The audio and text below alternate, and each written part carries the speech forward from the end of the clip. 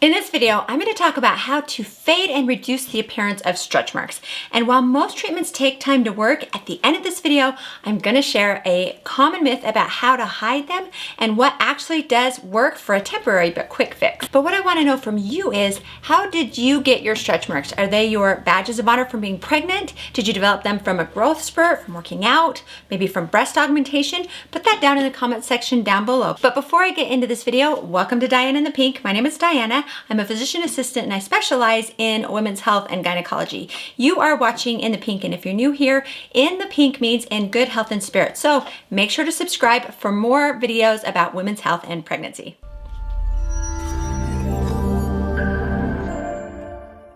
Stretch marks are called striae distensae, or you may just hear people refer to them as striae. So the skin is made up of three layers: epidermis, which is the top layer, the dermis, which is the middle layer, and then the hypodermis, which is the bottom fatty layer.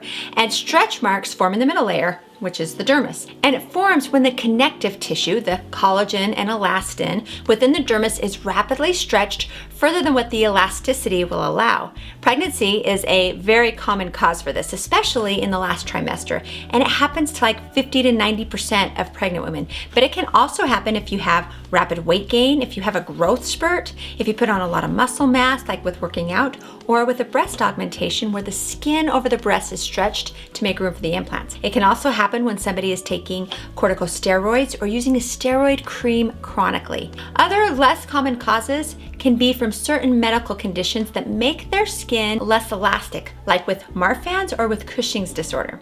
When stretch marks form, they look like streaks across the skin, mostly on the abdomen, the breasts, the shoulders, the hips, the butt, also the thighs. When they first show up, they appear red or dark purple. And if you have darker skin tone, they can appear a dark brown. And now initially, they can also be quite itchy for some people. And when you rub your fingers over them, they might feel a little raised.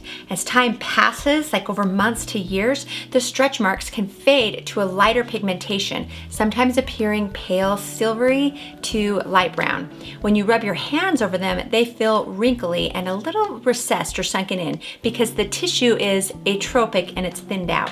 Who gets stretch marks largely depends on a few main factors: your genetics, if you have certain chronic illnesses like I mentioned earlier, and if you are pregnant, what your BMI is, your body mass index is, or how much extra weight you gain, and also the birth weight of your baby. And if you're wondering if you are more genetically prone to get stretch marks, just ask your mom if she got stretch marks when she was pregnant with you. If she experienced a pregnancy or multiple pregnancies without getting any stretch marks, you might be less likely to get stretch marks yourself. In situations like pregnancy, or if you had a sudden growth spurt, sometimes these things are out of our control. And I want to point out that stretch marks are scars, and you can't make scars disappear, but you certainly can help to fade them and become less noticeable. So I want to talk about your different options. But first, let me say, you don't have to do anything about your stretch marks at all. Now, I would feel terrible if this video made somebody feel like they have to do anything for them. And stretch marks, really, they're not ugly, they're not unsightly, and it's important to feel comfortable in your own skin, even if your skin has stretch marks. You only have one body, so be sure to love it and embrace it. But I know you clicked on this video to learn about ways to fade them, so let's talk about that now. Actually, let's first talk about prevention before diving into treatments, because it's a pretty fast topic to cover, because there honestly isn't a lot of solid evidence of any creams or medications to help prevent stretch marks. We'll talk about a few things that might help in a moment, but if you are pregnant, some things you can try to think about is trying not to gain far more weight than what is considered a healthy weight gain during your pregnancy. And I know this is easier said than done in some cases. Also, try to stay hydrated and keep your belly moisturized. As far as ingredients in different lotions, they've actually done studies looking at almond oil, cocoa butter, olive oil, and vitamin E, and none of them had any evidence that they prevented stretch marks. However, there is some very limited data that shows that an herb called Centella asiatica helps reduce inflammation and promotes collagen production, which might maybe help prevent stretch marks during pregnancy. Another ingredient that has some very limited but promising data is something called hyaluronic acid. Hyaluronic acid is actually naturally found in our joints and other parts of the body and acts as a lubricant to our tissues, and now can be found in many different cosmetic creams and moisturizers. You would want to apply one of these to your skin daily and take some time to rub it in. It might help, and I want to emphasize taking time to rub it in, because there's some evidence that just the action of rubbing a lotion into the skin might be helpful. So if you're really serious about trying to prevent stretch marks, your best bet would be to spend 10 minutes every day and really take time to rub one of these two ingredients into your skin. Other than using creams or moisturizers with those two ingredients, you can mainly focus your efforts on ways to help stretch marks to fade. Now, the best time to treat stretch marks is when they are new. So when they're still dark brown or red or purple. They become less treatable if you've had them for a long time. Once stretch marks are mature, they are by far more difficult to treat. So let's start with the least expensive treatment options, which is to use topical creams that you can rub into your stretch marks. And then we'll get into different options available for clinic procedures at the dermatologist. So you want to look for over-the-counter moisturizers or creams with hyaluronic acid, which I mentioned earlier has some weak evidence that might help prevent stretch marks, but it actually has fairly decent evidence that it can help fade them. There have been a few large studies, 2 large studies, that have shown that if you apply a product with hyaluronic acid, that it will visibly reduce the appearance of stretch marks, and it's believed to be safe during pregnancy and breastfeeding. The second ingredient is something called Tretinoin. Tretinoin is also known as tretinoic acid and is a vitamin A derivative, and this topical has been shown to visibly reduce the appearance of stretch marks. Now, unlike hyaluronic acid, Tretinoin is not safe during pregnancy. You'll need to wait until your baby has been delivered before you can start using this. You can get a prescription for Tretinoin, or you can use a form of Tretinoin over the counter called Retinoid. It does work, but it isn't nearly as potent, so it would take longer for it to work. And I would say in general, with both hyaluronic acid and Tretinoin, that you have to be patient. The stretch marks don't fade overnight. One study showed that people saw their stretch marks fade, but it took 2 to 4 months for there to be a difference. So you need to make sure to give this time to work.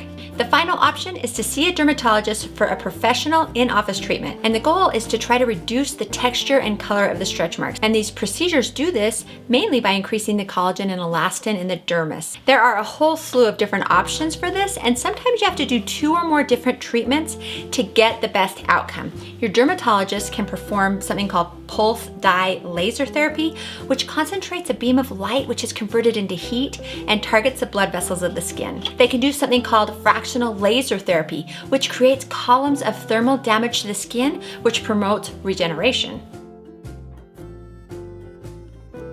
In microneedling, they use multiple very small sterile needles to create multiple small punctures on the skin, which helps stimulate collagen reproduction. You can use chemical peels, which stimulates the cells to turn over and make collagen and elastin. You can do microdermabrasion, ultrasound, and laser therapy. And these options really do help to fade stretch marks and scars, but the cost can really add up. So something to keep in mind when you're considering your options. So here's the bottom line. Stretch marks are mostly unpreventable, but there is weak evidence that hyaluronic acid or centella might help prevent stretch marks, and it's considered safe during pregnancy.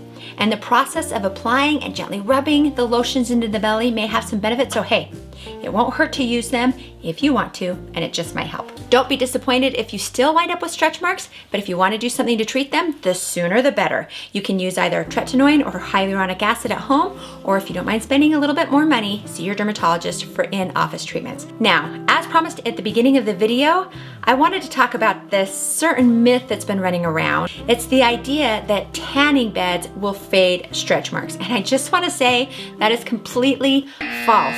Along with tanning beds greatly increasing your chances of developing skin cancer, causing premature aging, and skin damage, tanning beds do not hide stretch marks. They actually make the stretch marks more visible because the scarred stretch marks don't tan. They don't darken with tanning beds or the sun. So when your skin becomes tanner, the stretch marks don't, and it makes the stretch marks more obvious, not less. But if you do want to camouflage them, if you will, self-tanners can do that. They can darken the stretch mark skin as well as your normal skin, temporarily making the stretch marks less noticeable. So I hope that you liked this video. If you did, be sure to give this a thumbs up and make sure to subscribe to Dianainthepink for more videos about women's health, pregnancy, mommyhood. If you're watching this because you got stretch marks from pregnancy and you'd like to know more about the postpartum period and the changes that your body goes through, I made a video all about that, and I'm gonna link to that video right here. Click on that and I will see you over there.